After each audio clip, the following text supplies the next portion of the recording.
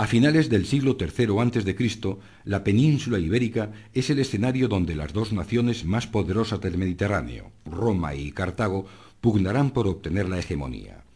En el año 219 a.C., el cartaginés Aníbal toma la ciudad de Sagunto, aliada de Roma, dando comienzo la Segunda Guerra Púnica.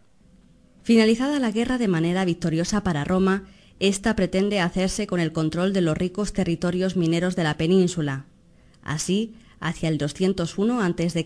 ya controla una amplia franja a lo largo del Mediterráneo y hasta la Andalucía occidental, con ciudades como Barcino, Tarraco, Cartago Nova o Gades. En el año 120 a.C., los romanos ya han conseguido dominar un territorio que supone más de las 2/3 partes peninsulares, estableciendo colonias o ciudades como Emérita Augusta, Córdoba, Toletum, Clunia o Caesarea Augusta, entre otras.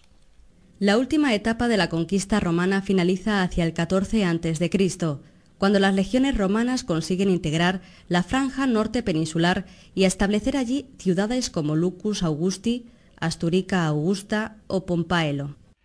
La administración romana de Hispania se plasma ya desde el primer momento de la conquista en la división de los territorios bajo su control en dos provincias, Citerior, la más cercana a Roma, y Ulterior, la más lejana. Esta división cambiará durante la época altoimperial, pues la provincia ulterior se dividirá a su vez en Baética y Lusitana. La conquista de Hispania es un proceso largo y difícil. Tarraco, la actual Tarragona, fue la primera fundación romana en ultramar y desde ella partió la romanización de la península, convirtiéndose en la capital de la provincia Citerior.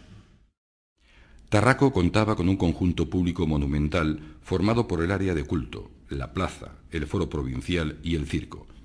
Este, construido bajo el reinado de Domiciano a finales del siglo I después de Cristo, podía contener 23.000 espectadores. El circo era el lugar donde se desarrollaban algunos espectáculos como las carreras de cuadrigas.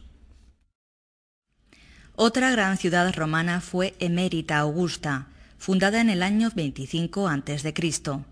A lo largo del siglo I después de Cristo, la urbe, a la que se dotó de un extenso territorio de casi 20.000 kilómetros cuadrados, fue cobrando cierta importancia. Se construyeron nuevas áreas y se desarrollaron otras que hicieron de Bérita una de las ciudades más importantes de la Hispania romana. La época de los Flavios y el comienzo del periodo de los emperadores Trajano y Adriano supone un momento de esplendor. Es entonces cuando se acometen considerables proyectos de reforma en los más señalados monumentos de Emérita, el teatro y algunos edificios del foro municipal. Esta reactivación monumental se plasmó en la construcción de lujosas residencias como las casas de la Torre del Agua y del Mitreo. Entre las más sobresalientes construcciones romanas en Hispania destaca el Arco de Bará, situado a 20 kilómetros al nordeste de Tarragona, en el trazado de la antigua Vía Augusta. El Arco de Bará es el mejor ejemplo de arco monumental de la península ibérica. Con 14,65 metros de altura, fue levantado a finales del siglo I. El arco se compone de grandes sillares de piedra, unidos entre sí mediante grapas de madera de olivo con forma de doble cola de Milano.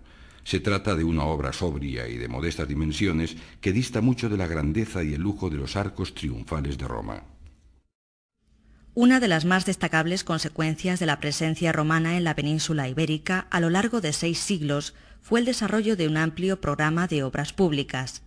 Así, crearon una extensa red de carreteras, muchas de las cuales aún hoy perviven. También edificaron construcciones para el ocio, como teatros, anfiteatros o circos.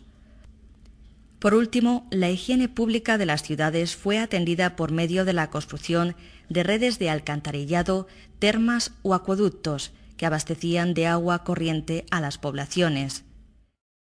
Quizás la más famosa construcción romana en la península sea el acueducto de Segovia. Perfectamente conservado, la parte más conocida y monumental del mismo corresponde al muro transparente de arcos sucesivos que lo mantiene airosamente alzado en plena capital segoviana. Realizado en granito a finales del siglo I después de Cristo, bajo el reinado del emperador Trajano, tiene una altura máxima de 28,5 metros y 818 metros de largo. Para su construcción se utilizaron 20.400 bloques de piedra unidos sin ningún tipo de argamasa. En la vida cotidiana de las poblaciones, el baño ocupaba un lugar destacado. Los baños romanos eran populares centros de reunión. En ellos, los habitantes de las ciudades disponían de tiendas, bibliotecas, jardines y palestras destinadas a los ejercicios gimnásticos. Los ciudadanos adinerados pasaban allí buena parte de su tiempo que empleaban en charlar, entretenerse con juegos de mesa o hacer ejercicios con pesas y balones medicinales. También los pobres asistían a los baños públicos, pues la entrada no resultaba cara, siendo incluso gratuita para los niños. A medida que la romanización de Hispania fue consolidándose, el territorio fue dividido en nuevas unidades administrativas. Así, la provincia citerior integrará 7 provincias o conventus que toman sus nombres de la capital correspondiente: Tarraco, Cartagonova, Caesarea Augusta, Clunia, Astúrica, Bracara y Lucus. La Lusitania cuenta con 3, con capitales en Emérita Augusta, Scalavis y Pax Iulia. La Bética, por último, se dividió en 4, con capitales en Hispalis, Córdoba y Gades. Durante el Bajo Imperio, los problemas de gobierno sobre territorios tan vastos impusieron la creación de nuevas provincias. La antigua provincia citerior fue dividida en 3 partes: Tarraconensis, Cartaginensis y Galaecia, mientras que la Lusitania y la Baética permanecerán como hasta entonces. Pero el esplendoroso mundo romano se encuentra próximo a su fin. Tras varios siglos en la cumbre del poder, durante el siglo V, la Roma imperial se muestra muy debilitada. Las fronteras del imperio están amenazadas por pueblos que los romanos llaman bárbaros, extranjeros, con costumbres y lenguas distintas. La debilidad de Roma acabará por ceder ante el empuje de estos pueblos, siendo también Hispania uno de sus objetivos. Hispania será también el objetivo de estos pueblos bárbaros. En el año 409, la invasión del Imperio Romano afectará a Hispania, la provincia más occidental. Suevos, vándalos y alanos penetrarán en la península y se expandirán por su territorio en busca de sus ricas y fértiles tierras y ciudades. Los visigodos, asentados como pueblo aliado de Roma en el sur de la Galia, recibirán el encargo de controlar a suevos, vándalos y alanos. Es así como se produce su entrada en Hispania, estableciendo una corte en Toledo desde la que gobiernan sobre una población mayoritariamente hispano-romana. Con el tiempo, serán los visigodos quienes controlen todo el territorio hispánico.